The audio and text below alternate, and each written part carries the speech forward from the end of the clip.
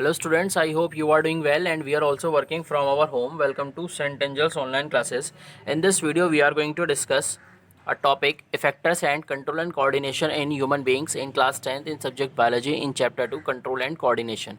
Okay students, in the previous video we were just discussing about the receptors. Now अब बात करते हैं कि जो रिसेप्टर्स होते हैं वो काम कैसे करते हैं, यानी कि हमारी बॉडी में जितने भी रिसेप्टर्स प्रेजेंट होते हैं ऑल रिसेप्टर्स, और रिसेप्टर्स कहाँ प्रेजेंट होते हैं बच्चों, ये प्रेजेंट होते हैं हमारे सेंसिंग ऑर्गन्स में। ऑल रिसेप्टर्स क्या करते हैं, जो हमारे सेंस ऑर्गन्स में प्रेजेंट है वो क्या रिसीव करते हैं, वो स्टिमुलाई को रिसीव करते हैं। यानी स्टिमुलाई को क्या करा उन्होंने, रिसीव कर लिया। जैसे स्टिमुलाई को रिसीव करते हैं अपने एनवायरनमेंट से, उनके आसपास के एनवायरनमेंट में जो भी स्टिमुलाई क्रिएट होता है उससे क्या करते हैं, रिसीव करते हैं और क्या करते हैं, सेंड मैसेज और क्या करते हैं, ये एक मैसेज को क्या करते हैं, सेंड करते हैं। और मैसेज जो सेंड होता है वो कौन लेकर जाता है, वो लेकर जाती है नर्व सेल्स। उस मैसेज को कौन लेकर जाता है, वो लेकर जाती है नर्व सेल्स उस मैसेज को लेकर जाती है। उसके बाद क्या होता है, जो नर्व सेल्स जब मैसेज को लेकर जाती है तो वो कहाँ पर लेकर जाती है, वो लेकर जाती है स्पाइनल कॉर्ड एंड ब्रेन।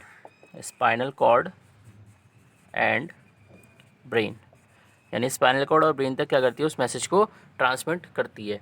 और फिर ये जो ट्रांसमिशन होता है, यानी कहने का मतलब ये जो मैसेज ट्रांसमिट होता है वो किस फॉर्म में होता है, एक इलेक्ट्रिक इम्पल्स के थ्रू होता है। यानी कौन लेकर जाता है, नर्व सेल्स लेकर जाती है और एक इलेक्ट्रिक इम्पल्स के थ्रू क्या होता है, ये मैसेज ट्रांसमिट होता है। इलेक्ट्रिक इम्पल्स का सिंपल सा कॉन्सेप्ट ये होता है, जितने भी रिसेप्टर्स होते हैं, जैसे स्टिमुलाई क्या होता है इनके आसपास क्रिएट होता है, तो क्या होता है, जो रिसेप्टर्स होते हैं और स्टिमुलाई होता है, यानी कि स्टिमुलाई क्या करता है, रिसेप्टर्स को एक तरीके से फोर्स करता है एक इलेक्ट्रिक इम्पल्स क्रिएट करने के लिए। यानी कि केमिकल रिएक्शन होती है, केमिकल रिएक्शन के थ्रू क्या होता है कि इलेक्ट्रिक इम्पल्स क्रिएट होता है। और इलेक्ट्रिक इम्पल्स क्या होता है, फिर हमारे जो नर्व सेल्स होती हैं उसे ट्रांसमिट करती हैं कहाँ तक, ब्रेन एंड स्पाइनल कॉर्ड तक क्या करती हैं, उस मैसेज को ट्रांसमिट करती हैं। और ब्रेन एंड स्पाइनल कॉर्ड उस मैसेज को एनालाइज करते हैं। एनालाइज करने के बाद फिर क्या होता है, ब्रेन एंड स्पाइनल कॉर्ड हमारी ह्यूमन बॉडी में उस बॉडी ऑर्गन को क्या करते हैं, कमांड देते हैं कि अब आपको इस टाइम पे ये वाला काम करना है। And this is a simple process.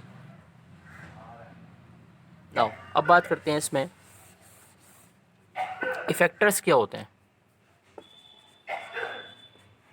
Effectors की अगर मैं बात करूं तो इफेक्टर्स क्या होते हैं बच्चों, इफेक्टर्स का मतलब ये होता है it is a part of a body, it is a part it is a part of the body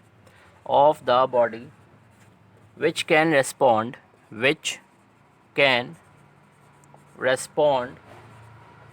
to a stimulus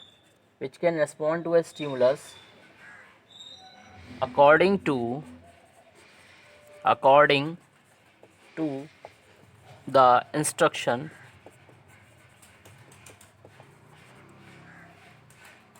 sent from nervous system nervous system में कौन से होते हैं, दो पार्ट आते हैं, एक होता है हमारा स्पाइनल कॉर्ड प्लस ब्रेन। तो बात करते हैं इसमें होता क्या है, यानी कि it is a part of the body, यानी कि क्या होता है, फैक्टर्स एक बॉडी के पार्ट होते हैं विच कैन रेस्पॉन्ड, जो रेस्पॉन्स क्रिएट करते हैं टू ए स्टिमुलस, यानी स्टिमुलस के लिए क्या करते हैं, रेस्पॉन्स क्रिएट करते हैं according to the instruction sent from the nervous system. यानी नर्वस सिस्टम जैसे ही इंस्ट्रक्शंस या मैसेज को ट्रांसफ़र करता है, यानी मैसेज से क्या करता है, वो बॉडी पार्ट्स को कमांड देता है और बॉडी पार्ट्स क्या करते हैं, उस कमांड को फॉलो करते हैं। And these parts are called effectors. यानी कहने का मतलब ये हुआ कि ये क्या होते हैं, बॉडी के पार्ट्स होते हैं जब ब्रेन या स्पाइनल कॉर्ड मैसेज को ट्रांसमिट करता है। यानी कहने का मतलब वो सिचुएशन को एनालाइज करके फिर मैसेज जो क्या करता है वो ट्रांसमिट करता है। और मैसेज ट्रांसमिट होने के बाद जो हमारे इफेक्टर्स होते हैं वो क्या करते हैं, अपना इफेक्ट दिखाते हैं। कहने का मतलब वो क्या करते हैं, उस मैसेज को फॉलो करते हैं। And these are the parts of our body. और नर्वस सिस्टम में हमारे दो पार्ट होते हैं, यानी एक होता है हमारा स्पाइनल कॉर्ड और एक होता है हमारा ब्रेन। अब बात करते हैं आगे थोड़ा इसमें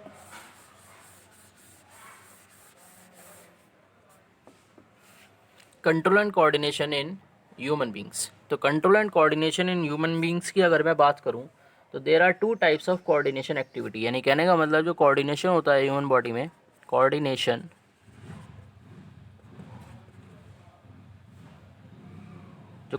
होता है, coordination in human beings, coordination in human beings. तो कोऑर्डिनेशन इन ह्यूमन बींग्स से अगर मैं बात करूँ तो ये कैसे होता है, ये होता है आपका 2 टाइप से होता है। नंबर 1 होता है आपका नर्वस सिस्टम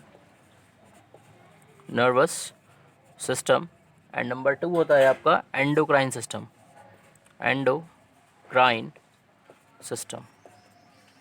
नंबर 1 होता है आपका नर्वस सिस्टम, नंबर 2 होता है एंडोक्राइन सिस्टम। एंडोक्राइन सिस्टम को इन शॉर्ट में ये भी कहते हैं हार्मोनल सिस्टम। ये हार्मोनल सिस्टम क्या होता है, जिसमें हम हार्मोन्स के बारे में पढ़ेंगे कि हार्मोन्स का क्या काम होता है, कैसे वर्क करते हैं, किस तरीके के मेन फंक्शंस को परफॉर्म करते हैं, ये हम पढ़ेंगे हार्मोनल सिस्टम में। तो अब बात करते हैं ह्यूमन नर्वस सिस्टम, स्टार्ट करते हैं।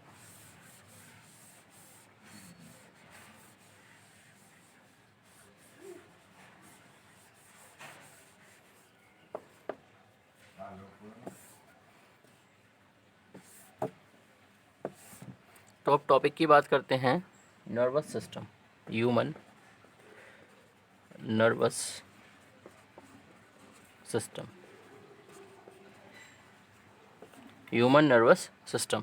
तो स्टार्ट करते हैं। जैसे अगर हम बात करें कि जो ह्यूमन नर्वस सिस्टम होता है, the function of nervous system is to coordinate the activities of our body, यानी हमारी बॉडी में जितनी भी जैसे एक्टिविटीज़ होती हैं, जो हमारी बॉडी में जो भी एक्टिविटीज़ होती हैं उनको क्या करता है, कंट्रोल करता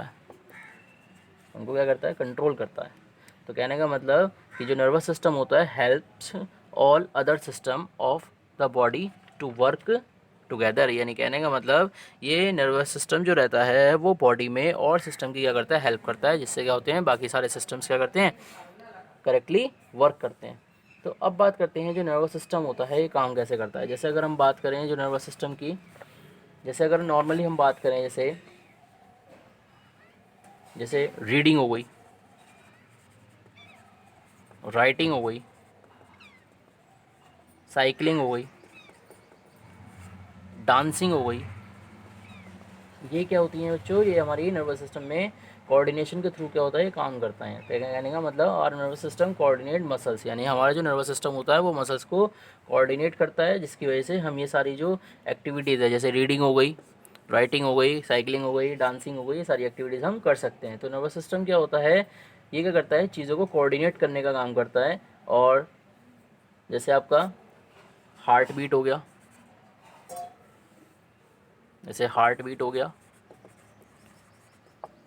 ब्रीथिंग हो गया, जैसे हार्ट बीट हो गया, ब्रीथिंग हो गया। तो कहने का मतलब ये होता है ये सारी जो चीज़ें होती हैं ये क्या करते हैं, इनको कोऑर्डिनेट करने का एक तरीके से काम करता है। अब बात करते हैं इसमें जो ह्यूमन नर्वस सिस्टम होता है वो क्या करते हैं, रिस्पॉन्स क्रिएट करते हैं। कैसे करते हैं देखिए, जो न्यू ह्यूमन नर्वस सिस्टम होता है सबसे पहले आता है ह्यूमन नर्वस सिस्टम जो रहता है वो क्या करता है, इंफॉर्मेशन रिसीव करता है, इंफॉर्मेशन। ये क्या करता है, इंफॉर्मेशन को रिसीव करता है। इंफॉर्मेशन को रिसीव करने के बाद फिर क्या करता है, उसको इंटरप्रेट्स करता है। और इंटरप्रेट्स करने के बाद फिर क्या करता है, उसके लिए रेस्पॉन्ड क्रिएट